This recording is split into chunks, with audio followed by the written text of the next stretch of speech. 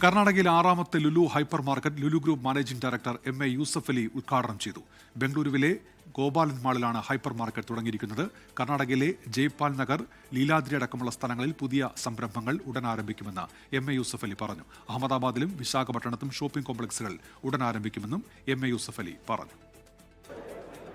ഇത് ഇന്ത്യയിലെ ഞങ്ങളുടെ 18ാമത്തേതാണ്. ഇതിൻ്റെ ഹെഡ് ക്വാർട്ടേഴ്സ് കൊച്ചിയാണ്. ഇപ്പോൾ ഞങ്ങൾ 17,000 ആളുകൾ ഇപ്പോൾ ഇവിടെ ജോലി ചെയ്യുന്നുണ്ട് ഇന്ത്യയിൽ. അത് ഈ ഡിസംബറിന് മുമ്പ് 25,000 ആളുകൾ ഇന്ത്യയിൽ ജോലി ചെയ്യും.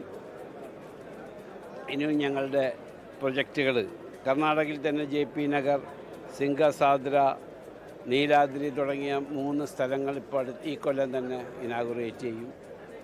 അഹമ്മദാബാദിൽ ഞങ്ങളുടെ ഷോപ്പിംഗ് മാൾ പണി ആരംഭിച്ചു. വിശാഖപട്ടണത്ത് അടുത്ത ദിവസം ആരംഭിക്കും പണി. അങ്ങനെ ഇന്ത്യയിൽ ഞങ്ങളുടെ എക്സ്പാൻഷൻ മുന്നോട്ട് കൊണ്ടുപോയിരുന്നു.